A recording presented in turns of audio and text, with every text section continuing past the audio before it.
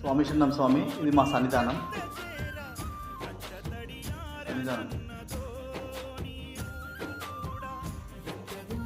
చూడండి మా సన్నిధానం చూడండి.